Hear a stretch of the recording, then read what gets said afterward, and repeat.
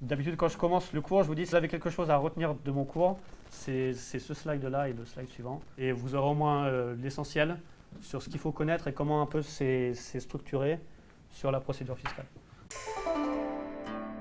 Donc effectivement, à partir du moment où l'administration fiscale elle a recherché des informations, elle a recoupé, elle estime que votre situation n'est pas bonne, ou alors elle est venue faire un contrôle parce que vous êtes une entreprise et elle a regardé votre comptabilité, et elle a vu que c'est défaillant, qu'il y a des choses qui ne sont pas conformes aux règles, elle a fait son contrôle, et derrière elle va vous envoyer ce qu'on appelle une proposition de rectification. Ça c'est le premier élément, le premier document qu'il faut vraiment retenir, parce que c'est ça qui marque en fait le montant des redressements en fait et en droit. Donc elle va vous expliquer, on va voir ça après, on va faire un exercice pratico-pratique. Elle va vous expliquer dans ce formulaire 3924 finalement toute son argumentation, pourquoi elle a décidé de vous redresser, pourquoi elle estime que votre fiscalité n'est pas bonne, et elle va vous marquer justement tous les points de détail, elle va rappeler la procédure, et elle va aussi vous dire quels sont le montant des redressements, s'il y a des pénalités, on va voir tout ça aussi, quand est-ce qu'elle a le droit de mettre des pénalités ou pas. Mais c'est ça qui va vraiment figer le moyen de contestation. Et on voit qu'à ce moment-là, vous pourriez vous dire, à partir du moment où on a la proposition de rectification, après il faut payer tout de suite. On va voir qu'en fait ça va s'étirer et qu'il y a vraiment beaucoup de temps de contestation, de se justifier et de faire des recours, à la fois auprès de l'inspecteur qui vous a contrôlé ou par rapport à des supérieurs hiérarchiques. Donc ça c'est vraiment le document à connaître. Il y en a 3, mais c'est celui-là le plus important. Donc là c'est vraiment ce qui va formaliser votre redressement fiscal. Vous allez savoir quel est le montant des redressements et pourquoi vous vous êtes redressé. Donc soit vous acceptez, dans ce cas-là, l'administration fiscale elle est en droit de vous envoyer un avis de mise en recouvrement, donc ça on parle pour les sociétés, ou sinon c'est un avis d'imposition, si vous êtes à l'impôt sur le revenu, qui va marquer, là par contre, ça c'est le deuxième élément le plus important, le fait que l'administration fiscale est en droit de venir vous demander de payer les redressements qu'elle a marqués dans la proposition de rectification.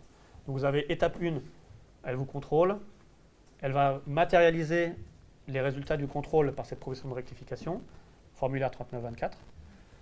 Ensuite, soit il n'y a pas de contestation parce que l'administration fiscale a raison, derrière, elle ne peut pas encore vous demander de payer, elle doit attendre un certain délai pour vous envoyer ensuite cet avis de mise en recouvrement ou avis d'imposition complémentaire par lequel elle va vraiment marquer, formaliser le droit de vous demander de payer. Et si après vous ne payez pas, de mettre en place toutes les mesures de recouvrement forcé. Alors on va en parler après, mais c'est ces deux documents très importants.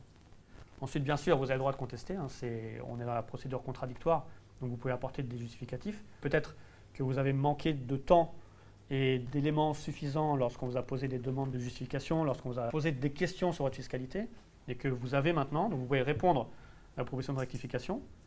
Alors on va voir qu'il y a un certain délai, ça s'appelle les observations du contribuable. Vous avez 30 jours par principe pour répondre.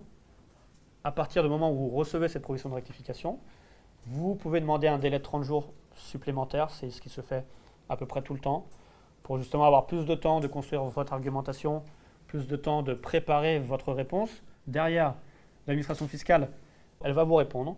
On va voir que selon la taille de la société, alors on va aussi pas mal parler des redressements des sociétés, mais qu'il y a aussi des délais pour les petites entreprises, donc il y a un certain délai, donc on va voir ça un peu plus tard. Mais en gros, elle va vous répondre. Derrière, on n'est pas encore à l'étape avis de mise en recouvrement, donc à l'étape je formalise le fait que vous devez me payer maintenant. On va voir que selon les redressements en l'espèce, le contribuable aura la possibilité de saisir une commission. Donc c'est des commissions qu'on saisit en fait sur des questions de fait, quand il y a des problématiques vraiment factuelles sur un redressement, notamment le comité de l'abus de droit, par exemple si c'est des questions d'abus de droit, qu'on va en parler aussi, ou alors des commissions plus classiques sur des valorisations, etc., pour avoir recours à des experts devant un juge. Alors on verra soit juge administratif ou soit un juge judiciaire. Donc si votre redressement relève d'une partie qui est soumise à une commission, vous pouvez saisir la commission. Il faudra ensuite attendre l'avis de la commission. Vous allez faire un rapport, vous allez plaider devant la commission. Il y aura aussi l'administration fiscale qui va plaider, et après ce sera un juge qui va trancher. Il y a l'avis, favorable ou défavorable. Et ensuite, enfin, l'administration fiscale peut vous envoyer cet avis de mise en recouvrement si vous êtes une société, et enfin formaliser le fait que vous devez payer. Mais on voit qu'entre le moment où vous êtes déjà contrôlé, où il y a une vérification potentiellement sur place de l'administration fiscale, où vous avez déjà contesté certains points, peut-être que vous avez déjà justifié certains points. Après, vous avez un entretien de fin de contrôle où l'inspecteur des impôts va formaliser les redressements. Il va vous envoyer cette proposition de rectification, donc élément très important.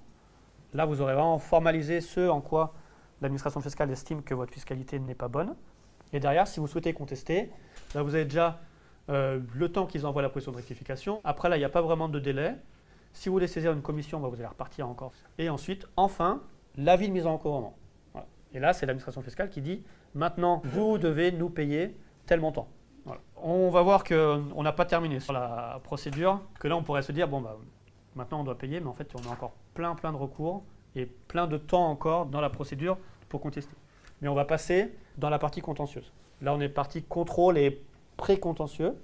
Et à partir du moment où on a cet avis de mise en recouvrement ou avis d'imposition complémentaire, vous allez passer dans la partie contentieuse. En sachant que à chaque moment de la procédure, donc à chaque fois dans le cadre du contrôle ou ensuite au moment des observations, vous aurez la possibilité aussi de saisir des recours hiérarchiques, donc les supérieurs du vérificateur, soit le chef de brigade de l'interlocuteur départemental, qui vous permettra peut-être d'avoir un avis, un œil un peu plus neutre sur votre situation. Parfois, ça permet de désamorcer certains points de blocage avec l'inspecteur. Donc ça, c'est vraiment la partie contradictoire, pré-contentieuse à connaître, avec les deux éléments les plus importants. Cette proposition de rectification, parce que si vous serez amené à faire la procédure fiscale, il faudra avoir cet élément-là, parce que c'est ça que vous allez contester. Et ensuite, l'avis de mise en recouvrement, parce que c'est ça qui fixe le droit de l'administration fiscale de payer. C'est cet élément-là que vous aurez besoin pour faire votre réclamation et passer à la procédure contentieuse. Donc là, on a déjà passé 30 minutes sur juste la partie contradictoire, on va dire. Donc, procédure contentieuse. Donc maintenant que vous avez l'avis de mise en recouvrement, c'est possible que vous ne soyez toujours pas d'accord, que vous ne vouliez pas payer d'impôts, que vous ne vouliez pas faire droit à la position de l'administration fiscale. Donc vous pouvez toujours contester, parce que le but c'est de faire durer la procédure fiscale, on va dire. Donc, l'avis de mise en recouvrement, on ne conteste pas la mise en recouvrement, donc on va payer. Après, on verra que même derrière, il y a des moyens de contester encore une procédure de recouvrement. Mais en général, si vous arrivez derrière que vous avez contesté, vous allez toujours contester l'avis de mise en recouvrement ou l'avis d'imposition. Donc là, on va faire troisième document très important. Donc 3 documents, proposition de rectification, avis d'imposition ou avis de mise en recouvrement et réclamation.